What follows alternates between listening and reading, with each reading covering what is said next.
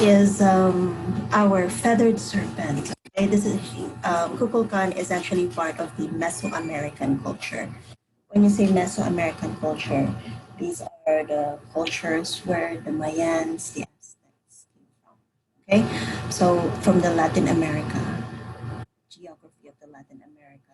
If you know where Latin America is, this is somewhere in the south of America. All right. Okay. So Kukulkan is the feathered serpent, and we may ask why is it considered a feathered serpent? It's because in these places, in the forests and jungles of Latin America, like in Colombia, in Peru, okay, we have the Quetzalcoatl. Okay, the Quetzalcoatl or the Quetzal bird. Okay, the Quetzal bird is this bird, as you can see.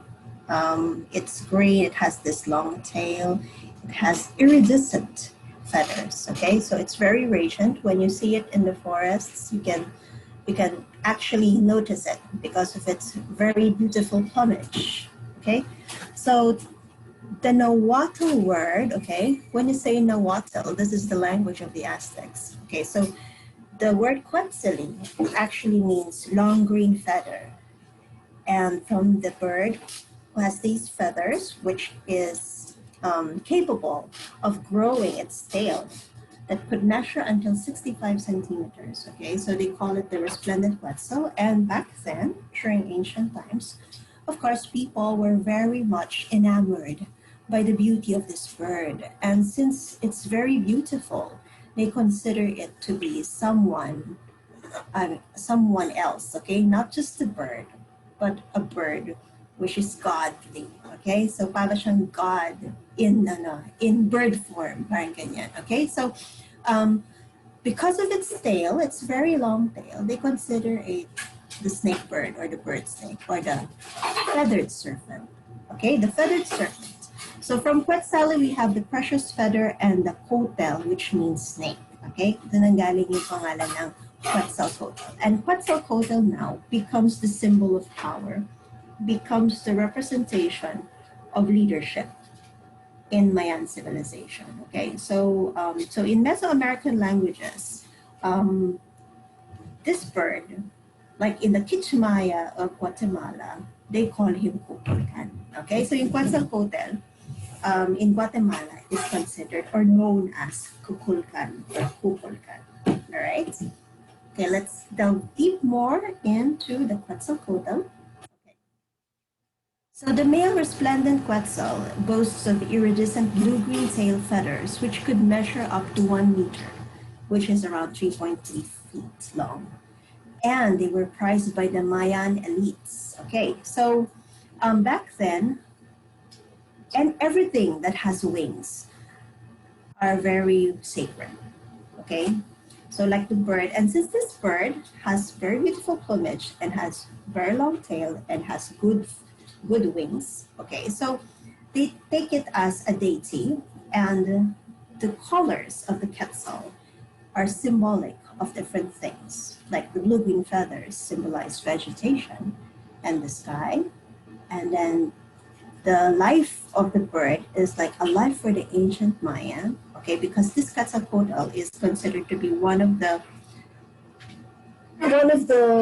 most, the birds who could grow and who could live long, okay, longer than other birds, all right, okay.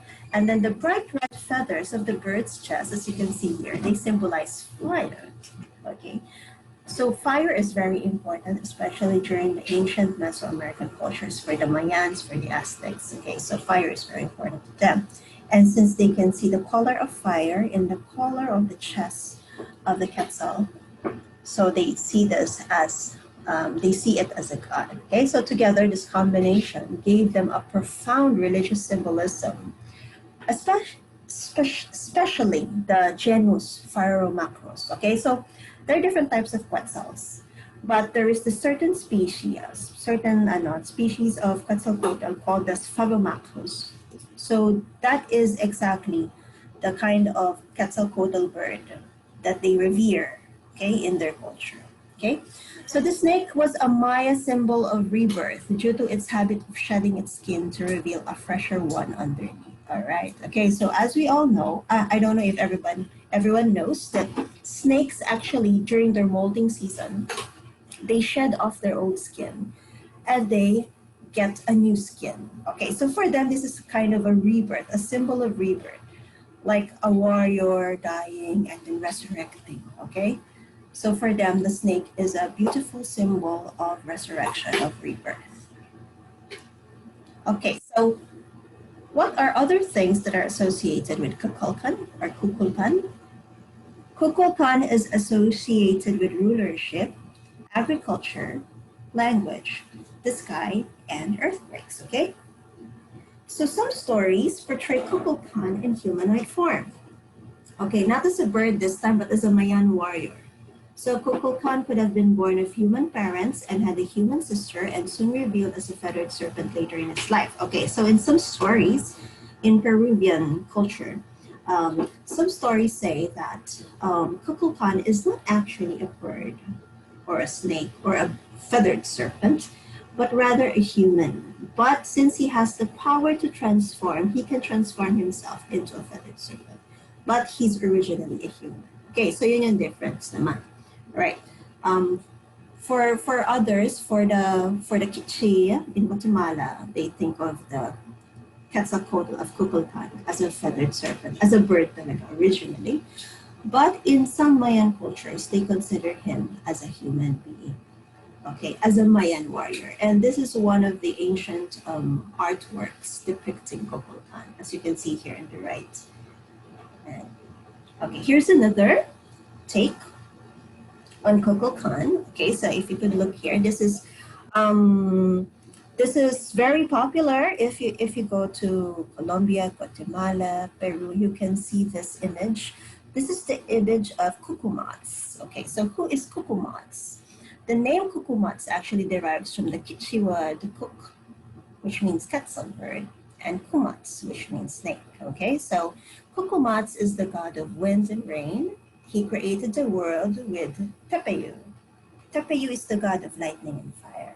Okay, so according to legend, according to myth, he carried the sun across the sky and down into the underworld and acted as a mediator between the various powers in the Mayan cosmos. Okay, so in Maya culture, there are so many fights, so many wars. Okay, it's very inherent for them to fight, and Kukumats is considered to be such a peacemaker.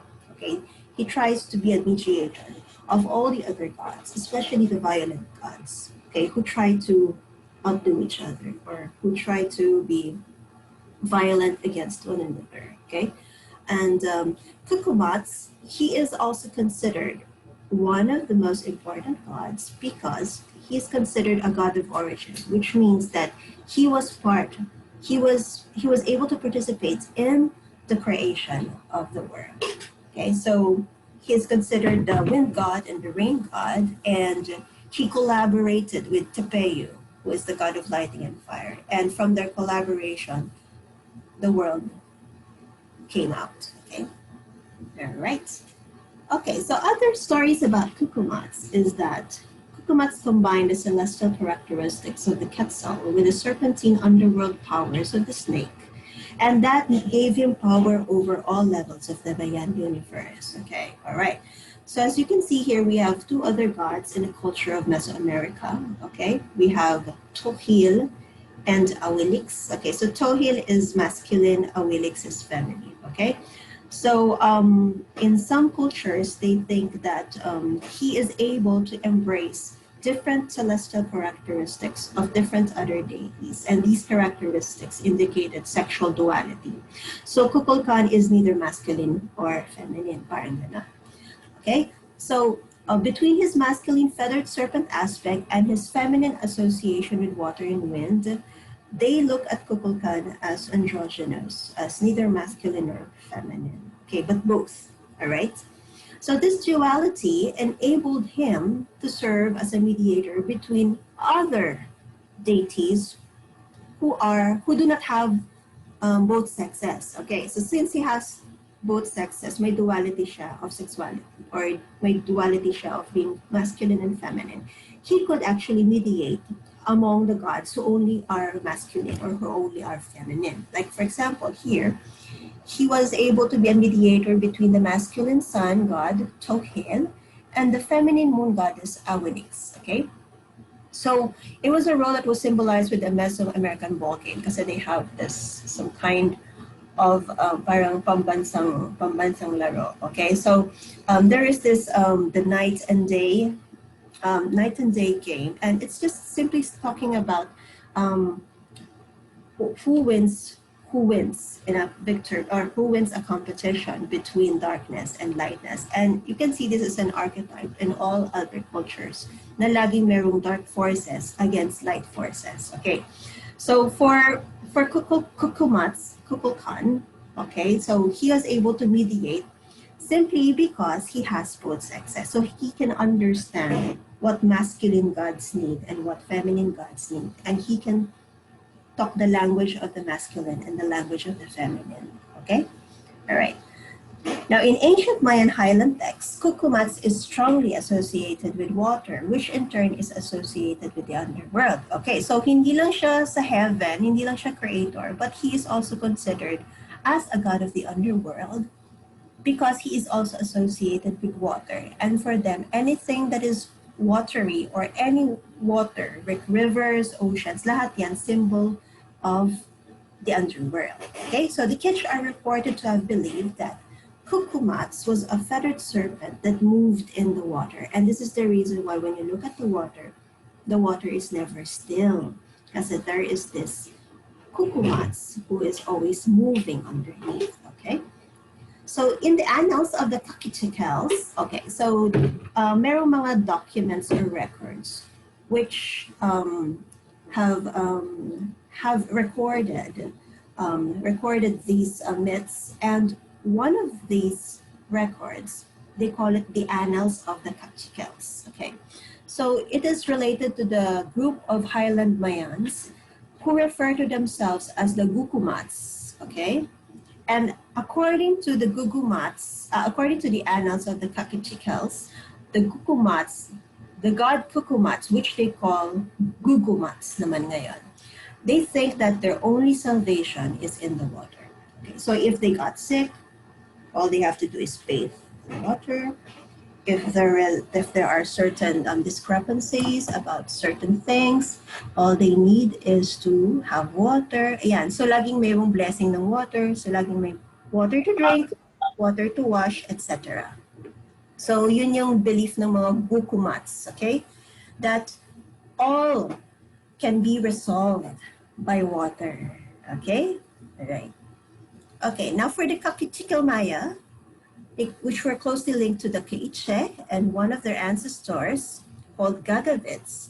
Okay, it was said that Gagavits has thrown himself into Lake Atitlan and transformed himself into the deity, thus raising a storm upon the water and forming a whirlpool. Okay, so if the waters are not peaceful, okay, they think that Gagavits has thrown himself into the Lake Atitlan, which is the lake that the source of water of the Mesoamericans back then. Okay, so they think that Gagavits, he is throwing himself, or he has thrown himself into the water, and this is the reason why a storm rises up and whirlpools come forth. Okay, so meron silang ganong belief that if the waters are not peaceful, okay, then there's their ancestor Gagavits na nag-commit ng suicide. He threw himself into Lake Atitlan, and he is disturbing the peace of the water,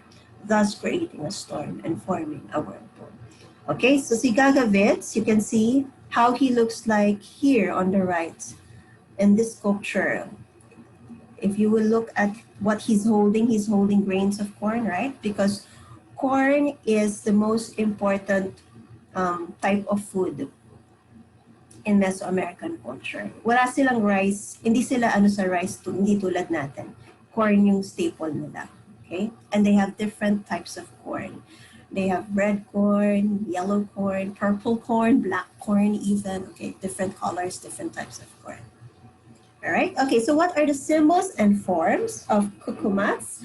Kukulkan, also known as kukumats, okay, so madami yan. And also known as Quetzalcoatl, okay, iba-iba yung names sa kanya, right?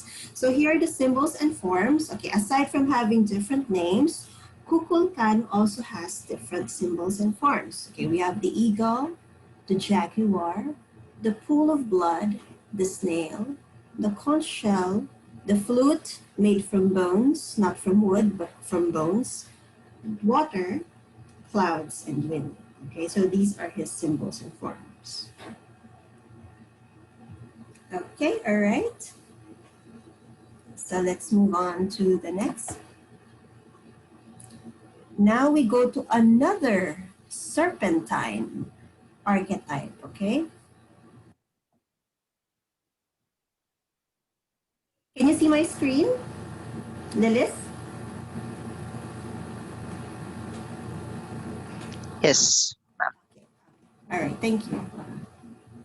All right, so another serpentine archetype or serpentine archetype is Lilith. Okay, so Lilith naman, she came from a different culture. She came from Hebrew culture naman, not from Mesoamerican culture, all right?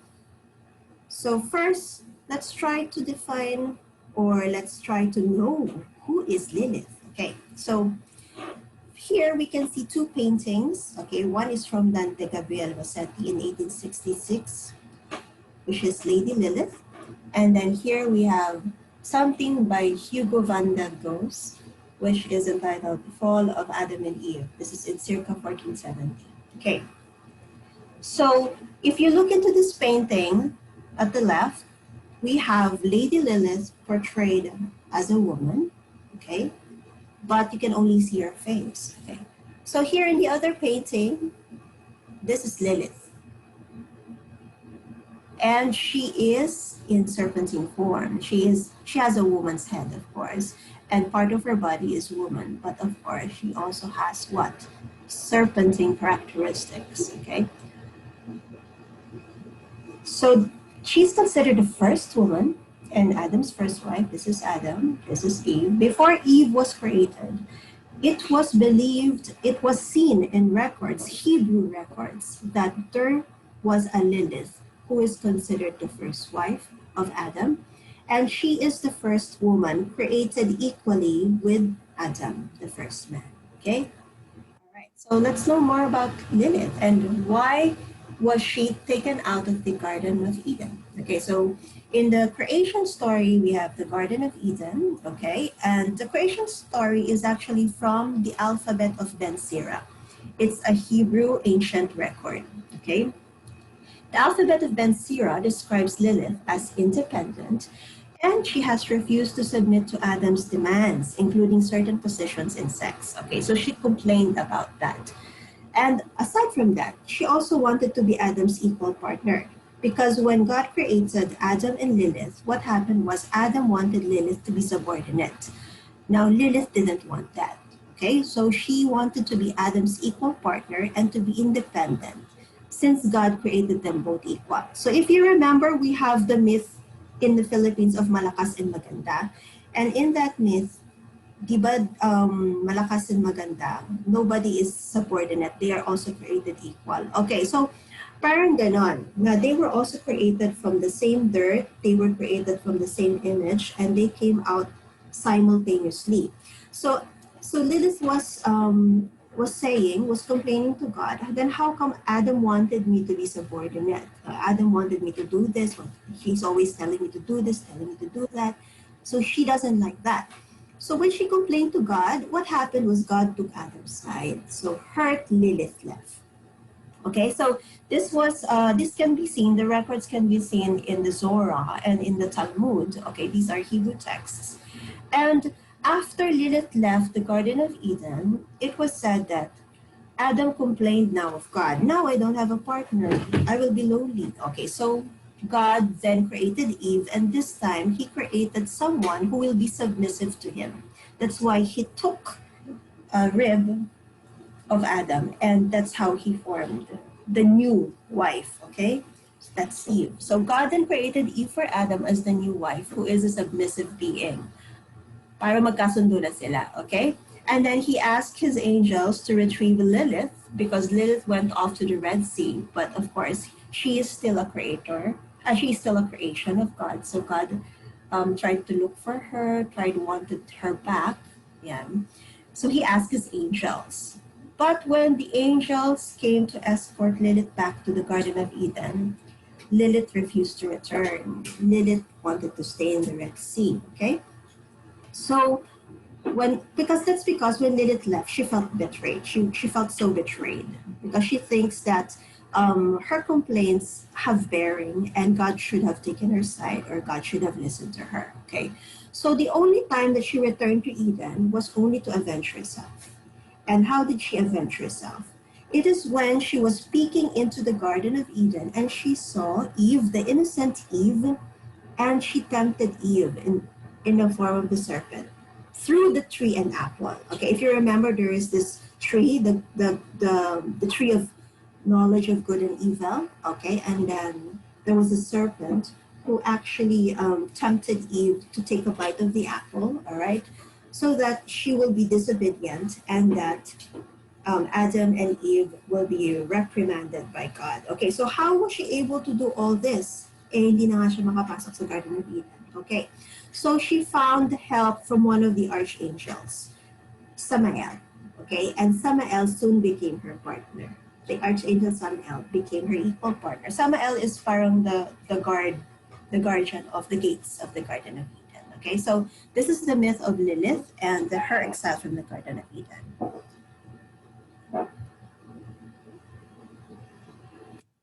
Okay, next slide. Ayaw ng next slide.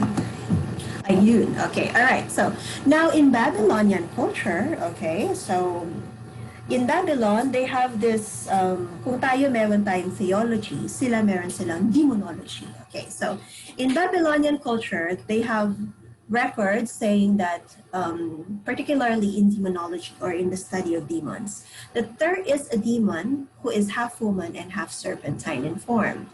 And this half woman, half serpent has the wings of an owl. Okay, so in Babylonian records, they call these demons who are half women and half serpentine and with the wings of an owl as Lilith or the Liliths. Okay, so meron tayong iba na namang source of the myth of Lilith. So they call it the Lilitu or the Liliths, and according to that, they were the children of Lilith. Okay, so yung pagbabae Lilith, pag mga lalaki Lilim. Okay, parang ganon. Merong certain discrepancies about the terminologies, but all in all, they call them the Lilith. Okay, so the Lilith, it was, if you will look into the Bible, Lilith as a demon was actually mentioned in Isaiah. Okay, that Isaiah might be tempted in the desert by Lilith, the demon Lilith. Okay, so because if we go back to the story of the Garden of Eden, okay, after the fall of man, so finally, Adam and Eve, they were taken out of the Garden of Eden. Adam and Eve went west, okay? But Lilith, she went to the deserts. She went east, okay? That's where she met, ayun nga, mga archangels, ganyan. It's also where she met Cain, okay? After a few years. Okay, now in some records, ayan, merong other records pati. Ayan, in Gilgamesh, if you remember, we talked about Gilgamesh, the Epic of Gilgamesh. Okay, so this is Sumerian naman. Sumerian naman tayo ngayon. Sumerian, Assyrian, Akkadian records say that the earliest records show Lilith as being mentioned in that episode entitled Gilgamesh and the Huluku tree. Okay, so according to that episode in Gilgamesh, when heaven and earth had separated and man had been created, Gilgamesh helps Inanna, the goddess of erotic love and war, in her garden. And the garden is actually pertaining to the Garden of Eden. I mean, it describes the garden, similarly as the Garden of Eden. Okay, this garden is near the Euphrates River, where she lovingly tends a willow tree or a hulupu tree. So what happened was Inanna, the goddess of erotic love and war, she planted a seed in the Garden of Eden, and that is so that when the time comes and the tree would grow into a beautiful hulupu tree or willow tree, she would create her throne out of it. Okay? As in trono, kung saan siya uupo. And she will make a bed out of it. So gagamitin niya yung wood. Okay? So the wood of which she hopes to fashion into a throne and bed for herself is actually the wood which will come from the bark of the hulupu or willow tree, which is also known as the tree of knowledge of good and evil. Okay? But when she came to get the tree, one of the villains, Lilith, was there. Okay, so occupied siya bigla. Nagulat siya, bakit biglang meron ng nakatira dun sa tree na ako yung nagtanim? Okay, so she was thinking, why is it that I planted this tree and then it grew out to be a good tree, and then suddenly there were three leaders who were nesting on this tree, on my tree. Okay, all right, so this is a quote, a translated quote from the records of Gilgamesh and the hulupu tree. It says there, Inanna, to her chagrin, found herself unable to realize her hopes.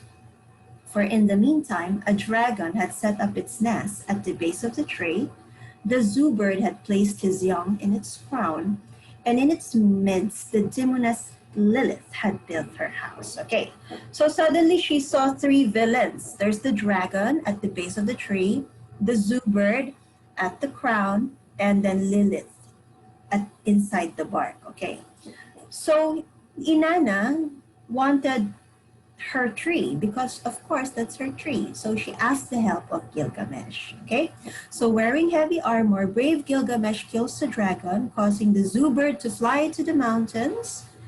Okay, and some records also say that this zoo bird who flew to the mountains actually became the Quetzal. And then a terrified Lilith to flee to the desert. Okay, so sa desert nagpunta tong si Lilith. Okay, now Gilgamesh kills the dragon, di ba? Kaya daw wala ng mga dragons kasi napatay na ni Gilgamesh. Okay, so you may wonder, why is Gilgamesh brave enough and is capable enough to actually kill these villains, okay?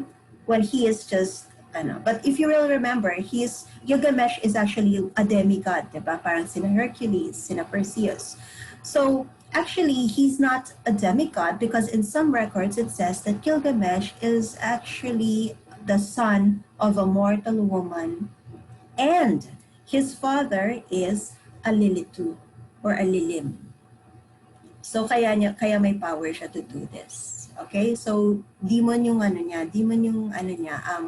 niya, and then mortal yung nanay niya, si Gilgamesh. That's why he has this certain qualities, certain strengths, and of course, certain traits or characteristics that make him powerful, make him wicked, and make him cunning. All right?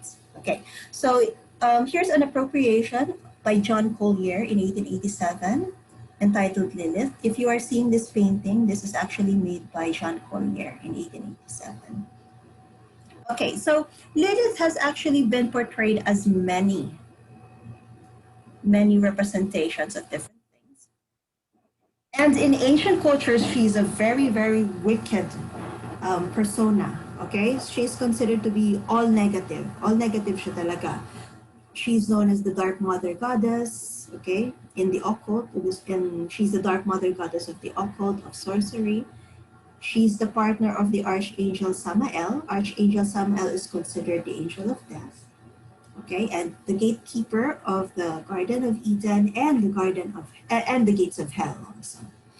And she is also known as the Princess of Screeching. Some say that she screeches like an owl. They hear her screeching, especially if somebody's going to die. Okay, so you can see here some remnants of traditional archetype of the Banshee then, okay? And then she's also considered the lady of the beasts and other curious creatures, okay? So if you remember, I actually put a PowerPoint about fairies. Okay, so some records say that the fairies are actually her children. Okay, so and other curious creatures. Okay, so she's the lady of the beasts and other curious creatures. She's the mother of demons. Okay, so in other records it says that she had 100 children with Samael, and they're all demons. Okay, so she's the mother of demons. So all demons came from her. There are also records that say that she's the wife or the concubine or the grandmother or all of Satan. Okay? So yun din, may mga records din. Like in Talmud, the records of Talmud, they have this. And then she is considered the mother of the Liliths, daughters of sorcery, seduction, and strangulation. So lahat ng witches, lahat sila, yung mga witches, yung mga sorcerer, mga wizards, yeah, lahat galing sa kanya because they were all children of Lilith. Okay, she's also considered the Leviathan or the slant serpent, who is actually hiding in the waters. Okay, the flesh of mothers, because she is ancient and she has to maintain her beauty, and she does this by eating the flesh of fresher humans. Okay, so when a mother dies, she devours the flesh of that mother, and then she will take the form of that mother. Parang ganyan. Para gumanda siya. Maganda siya lagi. Ganyan. She is considered also the strangler of newborns. Okay, why? Because she cannot have her own children. And this is one reason why she feels like she is betrayed, because God gave Eve a womb, but she wasn't given a womb. Parang ganyan. Okay. So every time there's a newborn, nakikipag-agawan siya kay Eve. Pag halimbawa na si Eve, meron siyang human child, what she would do is, before it's baptized, she will steal them. Okay, so she's a kidnapper of unbaptized infants, because once an infant is baptized, the infant now becomes parang officially Eve's. Okay, so pag unbaptized, ayan, sa kanya, parang ganun na lang yung ganun yung parang equal distribution nila of infants. Okay, but she hates Eve so much. She's just full of hatred because she feels betrayed. So sometimes she takes newborns and she strangles them to their deaths. Okay.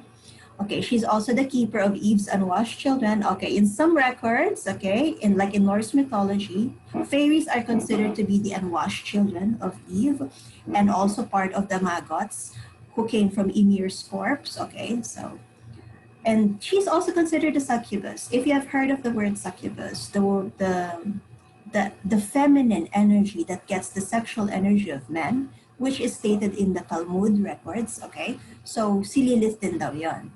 So she's considered also the succubus. And of course, she is considered a seductive and murderous demoness, the Lilith. So all archetypes of a woman who is seductive, and then after seducing you, she will murder you. Yon. It came from the archetype of Lilith. Okay? All right. Okay. So what are other aspects of if you want to know more about how other people worship Lilith, because there are some who are actually followers of Lilith. Okay, so these are some of the things that they keep in mind. The time of the day is the witching hour, which is midnight or 3 to 4 a.m. And it is said that Lilith's power is very much very much predominant during the dark moon and during the new moon. Okay, not during the full moon, but during the dark moon or the new moon. Pag wala masyadong moon. And the sacred days are during Beltane and May Day. Okay, this happens around May. And in our culture in the Philippines, they call it the Tatawin Festival, or the Tatawin, the day of the Tatawin. I don't know if you know about this. Okay, so that's the Beltane or the May Day. And other people also believe that in some records, in Sumerian records, that there is a Sumerian holiday called the End of Harvest. And they believe that it happens every October 24. And this is a sacred day for them, because this is the day Lilith left the Garden of Eden. And this is the day Lilith became independent, okay, of anybody else's power. She's now on her own, okay? So they see this as very positive more than negative. That was on October 24. So they celebrate Lilith Day on October 24. And then there's also the Women's Forthright Day, which happens every February 29. So it happens every 4 years because February 29 happens only on a leap year, okay? So they call it the Women's Forthright Day. When you say Women's Forthright Day, women can do whatever they want. They can say whatever they want. They can actually ask men to parang to, di ba, parang may customs minsan na dapat yung, the guy would ask first the girl. So in some cultures, especially in Sumerian cultures, this is the time when you can ask men what you want from them instead of vice versa. Okay. Now for the animals, Lilith's animals are the cats, the snakes, the owls, and the goats. Okay. All right. And then for food and drink, Lilith loves apples. She loves pomegranates and pomegranate juice, which is according to a lot of records, show that it enhances sexual libido. And of course, red wine. Okay, she loves red wine. Okay, so this is ancient culture, ancient recordings, but in the modern culture, we have a different archetype of Lilith too, or Lilith. Okay, so in modern culture archetypes, okay, so we have different appropriations, like for example, here, if you could see here, we have the Lilith 2, The Memoirs of a Succubus by Jonathan Fortin. This was published in March 2020. This is dark fantasy and paranormal fiction. And it shows Lilith 2 not as a demonic force who is very negative, but actually very positive, okay? So she's more of a demon, but more of a woman who believes in equality and justice, okay? So those are the modern culture archetypes of Lilith. She's considered the first feminist, a woman of equality, the wise witch, the comfort of barren women or the women who cannot have children, the modern woman, the liberated female, the defender of women's rights, the awakener of female power, and the independent human. Okay, so the advocacies of Lilith, or the archetype of the Lilith advocacies, they are against oppression and repression. They believe in equality of sexes.